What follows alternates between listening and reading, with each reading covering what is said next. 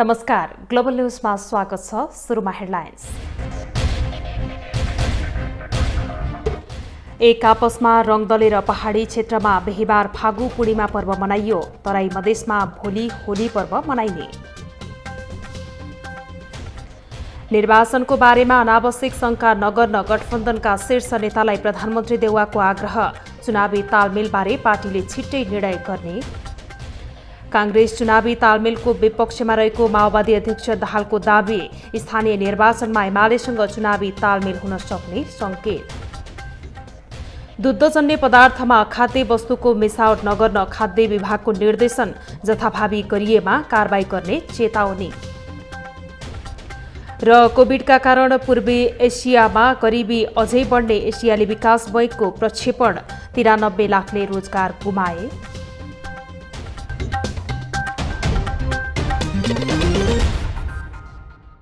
Global news अब विस्तारमा। फागु पूर्णिमा अर्थात् रंगहरूको पर्व होली बिहीबार काठमाडौँ उपत्यका लगायत पहाडी जिल्लामा एक अर्काबीच रंग लगाएर मनाइएको छ।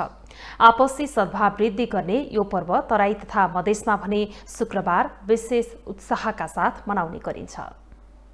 फागु पूर्णिमा अर्थात् होली पर्व काठमाडौँ उपत्यका लगायत पहाडी भेगमा पूर्णिमाका दिन मनाइने यो पर्व तराई मधेसमा भने भोलिपल्ट मनाउने चलन रहेको छ।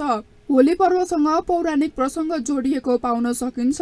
हिरण्यकश्यपु नामक राक्षसले आफ्ना छोरा प्रहलादलाई मार्न सहायता लिएको होलिकाको मृत्युसँगै यो पर्व थालनी भएको विश्वास गरिन्छ।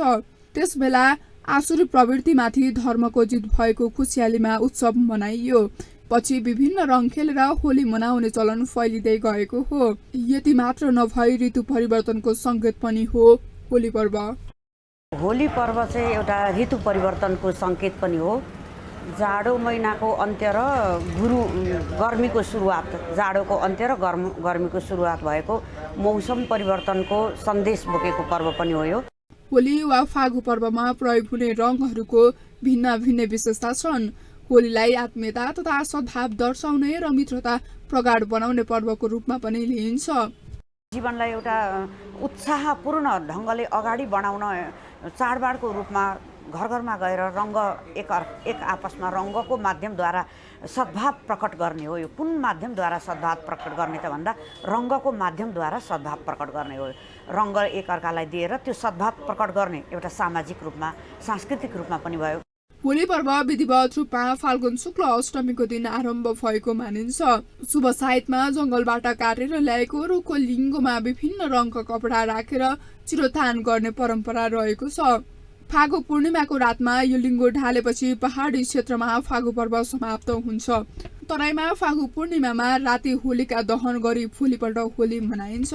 ग्लोबल टेलिभिजनका लागि क्यामेरामा सन्दीप डागेका साथमा सुस्मिता बानिया, काठमाडौँ। फागु पूर्णिमा अर्थात् रंगहरूको पर्व उपत्यका सहित पहाडी क्षेत्रमा एक अर्कालाई रंग लगाएर हर्षोल्लासका साथ मनाइएको छ। अघिल्ला 2 वर्ष कोरोना महामारीका कारण यो पर्वमा रमाउन नपाएका युवा तथा तन्नेरी यस वर्ष भने कोरोना जोखिम कम भएसँगै खुलेर रमाएका थिए। फागु पूर्णिमा अर्थात् होली परापूर्व कालदेखि नै असत्यमाथि सत्यको विजय भएको प्रतीकको रूपमा फागु पूर्णिमा मनाउँदै आएको छ। फागु पूर्णिमालाई रङहरूको पर्व पनि भनिन्छ। आज विशेषतः उपत्यका र पहाडी भेगमा होली मनाउने गरिएको छ। फागु पूर्णिमा अर्थात् होली पर्व असत्यमाथि सत्यको जित भएको प्रतीकका रूपमा परापूर्व कालदेखि नै मनाउन थालिएको हो। भविष्य पुराणमा पनि होलीको वर्णन गरिएको छ। काठमाडौँ सहित देशका पहाडी क्षेत्रमा भव्यताका साथ यो पर्व मनाइयो। बसन्तपुरको रौनक भव्य देखिन्थ्यो।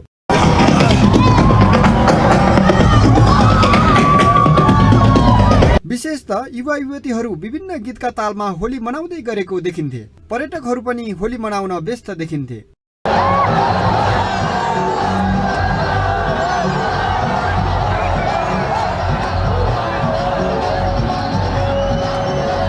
अघिल्लो वर्षहरूमा कोरोना संक्रमणले गर्दा घर बाहिर निस्कन सक्ने अवस्था थिएन। यो पटक कोरोना संक्रमण केही घटेको कारण पनि चहल पहल देखिन्थ्यो। स्वास्थ्य सुरक्षाको मापदण्ड भने पालना गरिएको देखिएन। मलाई आज एकदम रमाइलो लागिरहेछ। ह्यापी होली। रमाइलो भइरहेछ। होली पर्व धार्मिक तथा सांस्कृतिक रूपले समेत महत्त्वको पर्व हो। खास गरी होली पर्वले एकअर्कामा सामिप्यता समेत बढाउने संस्कृतविदहरू बताउँछन्। पोहोरको तुलनामा यसपालि होलीको माहौल एकदमै राम्रो देख्न सकिन्छ। क्यामेरामा राजेन्द्र काफ्लेको साथमा कविन्द्र तिमसिना, बसन्तपुर।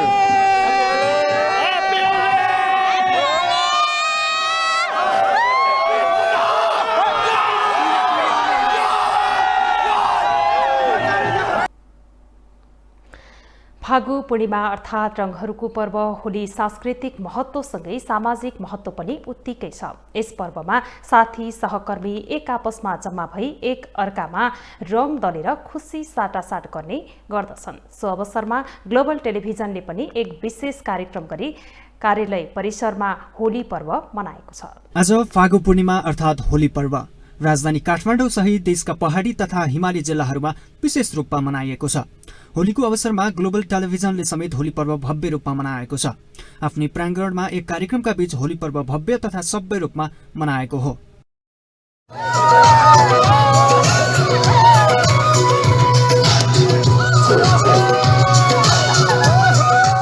कार्यक्रममा टेलिभिजनका सबै कर्मचारी र व्यवस्थापक समेत मिलेर एक अर्कालाई रंग लगाउने, नाचगान गर्ने तथा आफ्नो प्रस्तुति प्रस्तुत गर्ने गरेका थिए।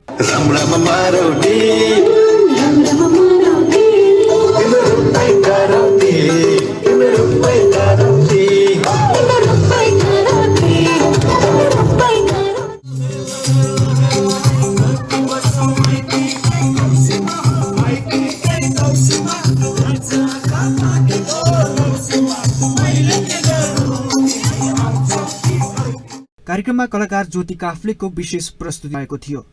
करिश्मा थिइन्, हेर्नलाई मजा आएको थियो। अब केपी ओलीको उज्यालो अनुहार हुँदै आयो हेर्न त, पैसाको नाउँ गति भनेर टेन्सन दियो। अब मैले को ल्याउने होला त? अब भनेपछि तपाईले त्यत्रो युद्ध लडेको सबै बिर्सिएको हो। अब सम्झिनु त प्रकाश सपुतै मात्रै रहेछ, हामी त खतमै भयो नि बाबु। होली पर्व पछिल्लो समय कोभिडका कारण त्यति विशेष हुन सकेको थिएन। यस वर्ष कोभिडको प्रभाव कम भएपछि हर्ष उल्लासपूर्ण रूपमा होली पर्व मनाइएको हो। ग्लोबल टेलिभिजनका लागि क्यामेरामा राजेन्द्र काफ्ले र सन्दीप डागीका साथमा विनोद विक्रम भण्डारी, काठमाडौँ। फागु पूर्णिमा अर्थात् रंगहरूको पर्व होली युवा तन्नेरीहरू खुलेर मनाउने गर्दछन्। होलीका बेला हुन सक्ने अनैतिक गतिविधि हुन सक्ने भन्दै नेपाल प्रहरीले चेकजाँचमा पनि कडाई गरेको छ।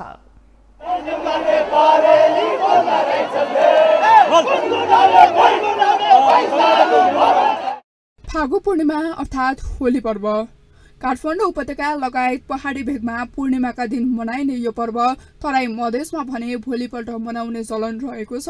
त्यस्तै काठमाडौँ उपत्यकाका विभिन्न ठाउँमा होली धुमधामका साथमा मनाइएको छ। होलीका बेला हुन सक्ने विसङ्गति र विकृतिलाई मध्यनजर गर्दै सवारी चेकिङमा समेत नेपाल प्रहरीले कडाई गरेको थियो। प्रहरीले मादक पदार्थ सेवन गरेर सवारी चलाउनेदेखि अन्य कानून विपरीतका गतिविधि गर्नेहरूलाई पक्राउ समेत गरेको छ। पछिल्लो समय होलीका नाममा हुने विकृति कम होस् भन्ने हेतुले चेकजाँच गरिएको नेपाल प्रहरीले जनाएको छ। ग्लोबल टेलिभिजनका लागि क्यामेरामा सन्दीप डागीका साथमा सुस्मिता बानिया, काठमाडौँ। अब पालो ग्लोबल भोइसको।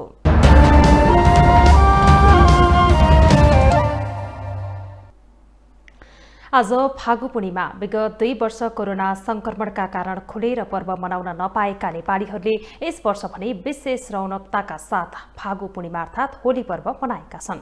यसै सन्दर्भमा ग्लोबल भोइसमा आज हामीले सर्वसाधारणलाई सोधेका छौं, तपाईले फागु अर्थात् होली कसरी मनाउनु भयो? होली कस्तो हुँदैछ? ठिकै भइरहेको छ, रमाइलो। पहिलाको भन्दा हल्का कम देखेको छ, अरू त सबै यस्तै हो। पहिला भन्दा धेरै कम भयो ड्यु टु कोभिड हैन।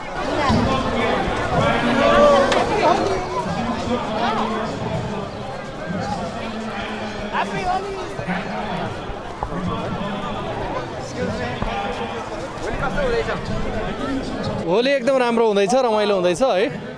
यस्तो पारिलो घाम लागेको छ, यत्र मान्छेहरू दर्शकहरू, यस्तो कार्यक्रम हुँदैछ, यहाँ रमाइलो हुँदैछ। ह्यापी होली, होलीको शुभकामना। एकदम रमाइलो, एकदम खुसी लागिरहेछ। Thank you. होली त खतरा हुन लाग्छ, तर के भनौँ भनेपछि अब रहिला यति भएन क्या। एकदम दामी, रमाइलो, एकदम रमाइलो भइरहेछ। ह्यापी होली। हामी आउनु पर्यो है। ग्लोबल न्यूजमा अब एकैछिन ब्रेक।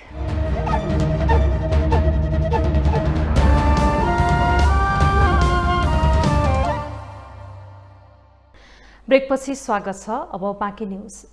प्रधानमन्त्री शेरबहादुर देउवाले स्थानीय निर्वाचन हुँदैन भन्ने हल्लाका पछाडि नलाग्न सत्तारूढ गठबन्धनका नेताहरूलाई आग्रह गर्नुभएको छ।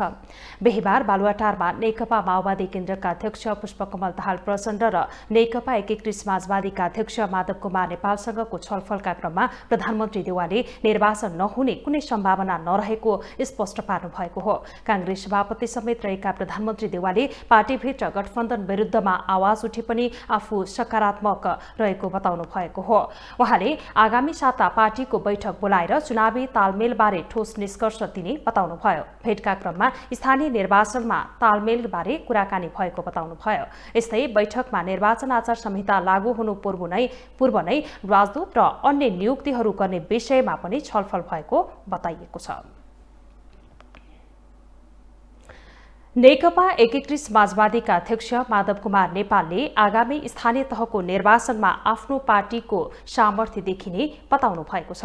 बिहीबार पार्टी केन्द्रीय कार्यालयमा फागु पूर्णिमाको अवसरमा आयोजित शुभकामना आदान प्रदान कार्यक्रममा बोल्नुहुँदै अध्यक्ष नेपालले आगामी वैशाख 30 गते हुने स्थानीय तह निर्वाचनमा पार्टीको सामर्थ्य देखिने बताउनु भएको हो।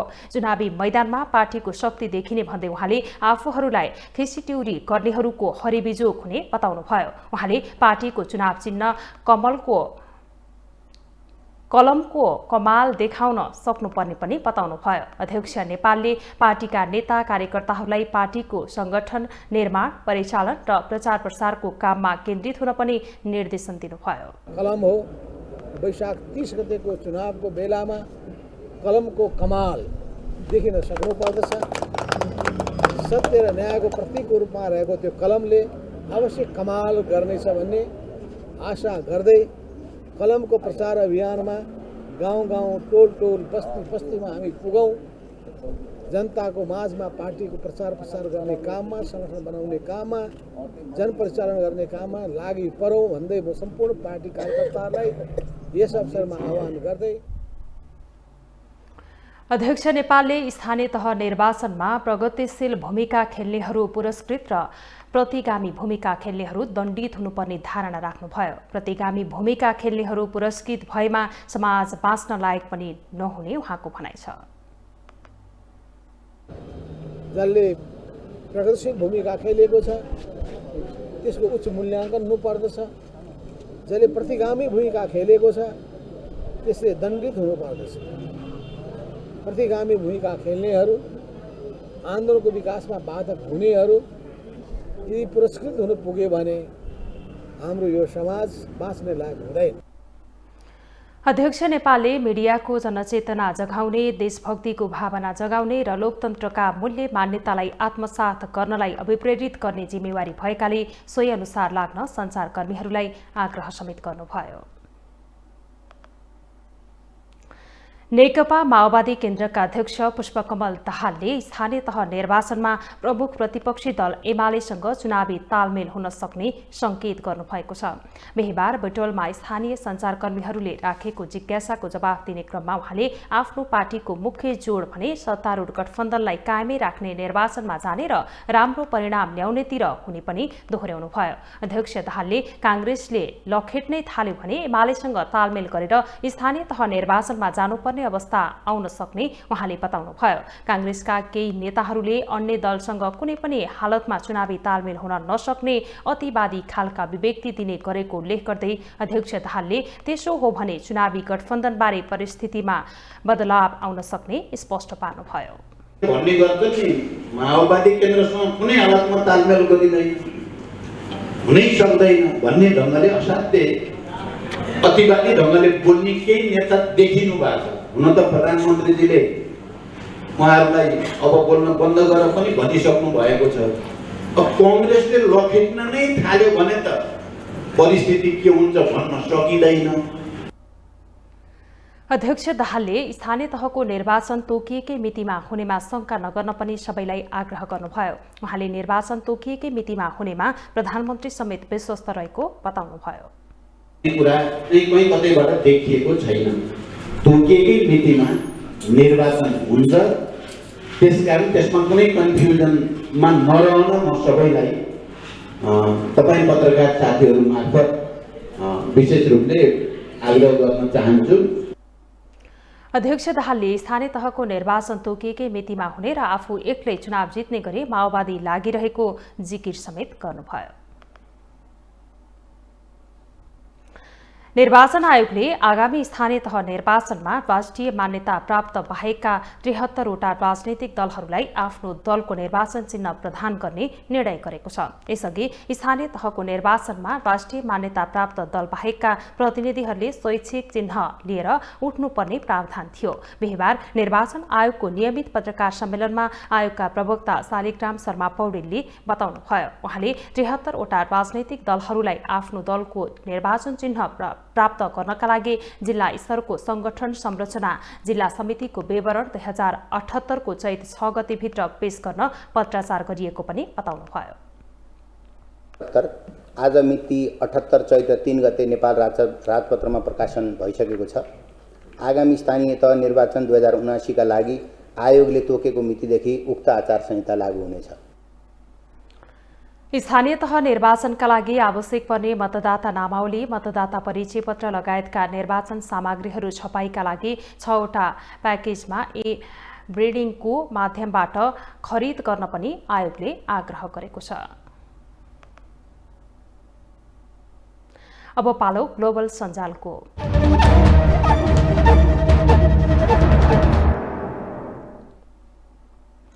ग्लोबल सञ्जालमा हामी हरेक दिन सार्वजनिक महत्त्वको विषयमा सामाजिक सञ्जालकर्ताले अभिव्यक्त गरेका विचारलाई समेट्ने गर्दछौँ। आज पनि हामीले समसामयिक विषयमा गरिएका टिप्पणीलाई प्राथमिकता दिएका छौँ। माओवादी अध्यक्ष प्रचण्डको प्रतिक्रियालाई लिएर विश्लेषक मुमाराम खनालको विचार यस्तो छ। निर्वाचनलाई एउटा स्वाभाविक लोकतान्त्रिक विधिको रूपमा स्वीकार गरे पो निर्वाचन जीवन मरणको लडाईँ होइन, लोकतान्त्रिक आचरण बन्छ। पुष्पकमल दाहालको हरेक अभिव्यक्तिमा उही जीवनलाई मरणमा नपुर्याइकन नछोड्ने कुरा आउँछ। यिनलाई सधैँ जनयुद्ध जारी छ। अदालतको विषयमा डाक्टर सुन्दरी पोखरेल लेख्छिन्, अदालतको दुरूपयोग पहिले पनि गरे, अब पनि गर्ने दाउ देखिन्छ। साथमा 2/3 नभए पनि महाभियोग ल्याउनु नियत खराब नै हो।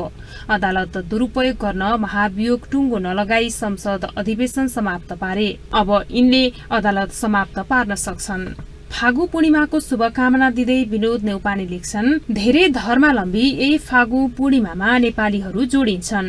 यसको साह्रै राम्रो पक्ष, यहाँहरूको भलो होस्, राम्रो होस्।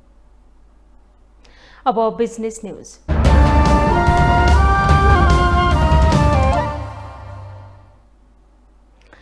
डेरी उद्योग तथा पसलहरूले दूधमा जथाभावी सोडा, चिनी, साल्टहरूको प्रयोग गरेर बिक्री गरेको पाइएमा सरकारले कारबाही गर्ने भएको छ। काठमाडौँमा दुग्ध पदार्थको गुणस्तर तथा स्वच्छता सम्बन्धी अन्तर्क्रिया कार्यक्रममा खाद्य प्रविधि तथा गुण नियन्त्रण विभागले यस्तो बताएको हो। उक्त अन्तर्क्रिया कार्यक्रममा खाद्य प्रविधि तथा गुण नियन्त्रण विभागकी महानिर्देशक डाक्टर मनिता जोशी वैद्यले डेरी पसलहरूमा बिना लेबलका दही, पनिर लगायतका उत्पादनहरू बिक्री वितरण भएको बताउनुभयो।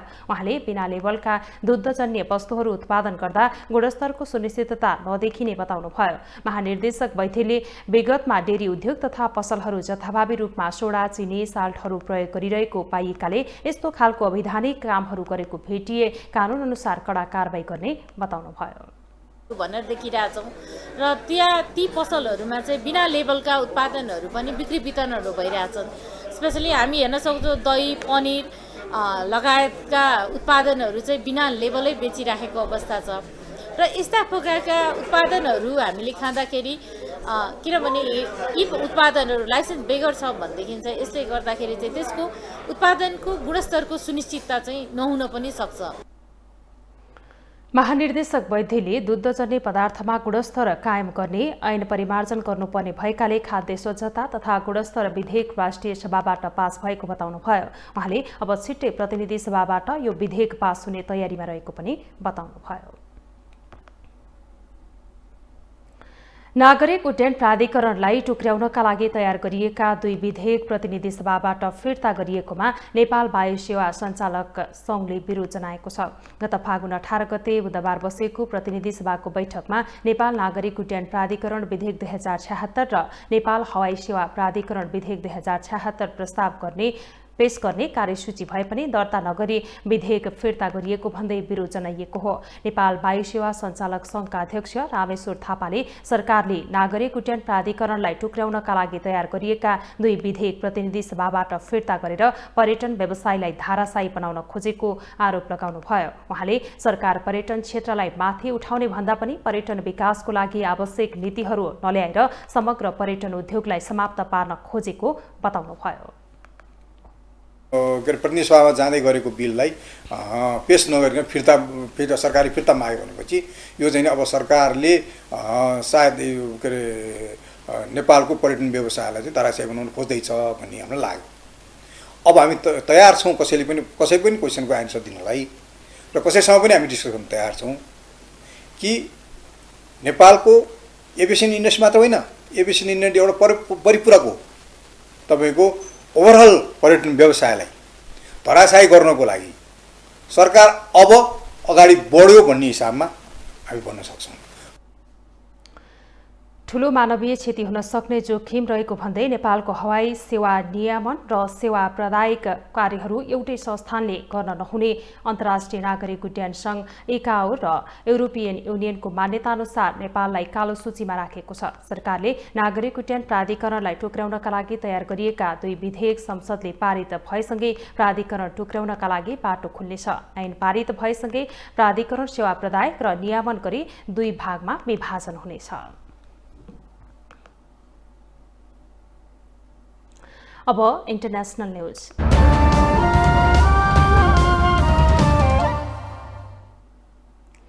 कोभिड-19ले श्रम बजारमा असर पारेपछि दक्षिण पूर्वी एसिया क्षेत्रमा गरिबी चरम तहमा पुगेको एसियाली विकास बैंकले जनाएको छ।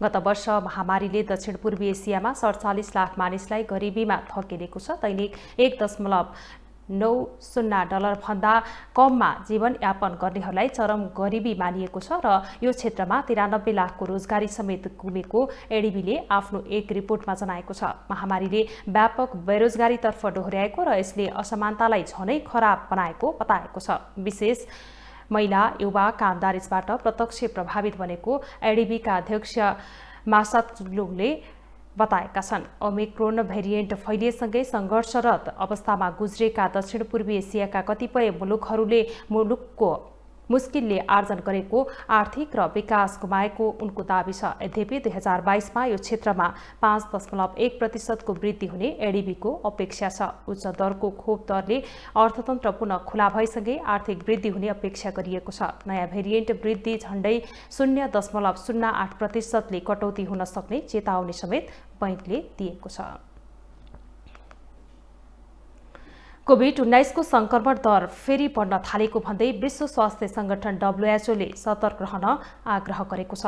विश्वका कतिपय देशमा संक्रमण दर बढ्न थालेको भन्दै संगठनले कोरोना भाइरसप्रति सजग भनेको हो। 1 महिना जति कोरोना संक्रमण दर कमी आएको भए पनि पछिल्लो हप्ता केही देशमा फेरि बढ्न थालेको छ। संगठनका प्रमुख डाक्टर टेड्रोस आधानोम गेब्रियेससले कतिपय देशमा परीक्षण कम भएकाले कोरोना संक्रमितको संख्या पनि कम देखिएको हुन सक्ने भएकाले त्यो झन घातक हुन सक्ने बताए। पछिल्लो हप्ताको तुलनामा विश्वमा कोरोनाको नयाँ संक्रमण दर 8% ले बढेको छ। गएको 7 देखि 13 मार्चको अवधिमा मात्र विश्वमा 43,000 जनाको कोरोनाका कारण ज्यान गएको छ। 1 करोड 10 लाख नयाँ संक्रमित थपिएका छन्। पछिल्लो समय चीन र दक्षिण कोरियामा कोरोनाको संक्रमण धेरै देखिएको छ। अब स्पोर्ट्स न्यूज।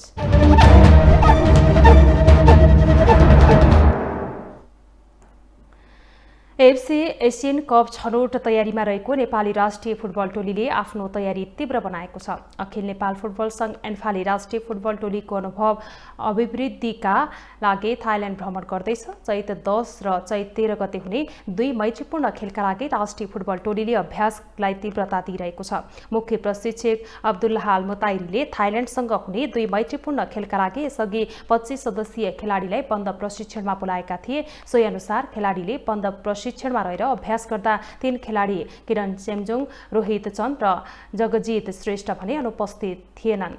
जुन अखिल नेपाल फुटबल संघ एन्फा लिगको दौरानमा यस्तो सूचना निकालेको थियो। नेपाली टोलीले आगामी चैत 10 गते थाइल्याण्डको राष्ट्रिय टोली र चैत 13 गते चनबुरी एफसीसँग दोस्रो मैत्रीपूर्ण खेल खेल्दैछ। दुवै खेल चनबुरीको मैदानमा हुनेछ। नेपालले एफसी एसियन कप छनौटको तयारीका लागि मैत्रीपूर्ण खेल खेल्न लागेको हो।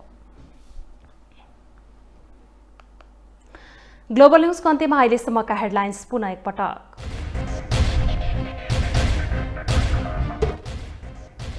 एक आपसमा रङ दलेर पहाडी क्षेत्रमा बिहिबार फागु पूर्णिमा पर्व मनाइयो। तराई मधेसमा भोलि होली पर्व मनाइने। निर्वाचनको बारेमा अनावश्यक शंका नगर्न गठबन्धनका शीर्ष नेतालाई प्रधानमन्त्री देउवाको आग्रह। चुनावी तालमेलबारे पार्टीले छिट्टै निर्णय गर्ने। कांग्रेस चुनावी तालमेलको विपक्षमा रहेको माओवादी अध्यक्ष दाहालको दाबी। स्थानीय निर्वाचनमा एमालेसँग चुनावी तालमेल हुन सक्ने संकेत। दुग्धजन्य पदार्थमा खाद्य वस्तुको मिसावट नगर्न खाद्य विभागको निर्देशन। जथाभावी गरिएमा कारबाही गर्ने चेतावनी। र कोभिडका कारण पूर्वी एसियामा गरिबी अझै बढ्ने एसियाली विकास बैंकको प्रक्षेपण। 93 लाखले रोजगारी गुमाए।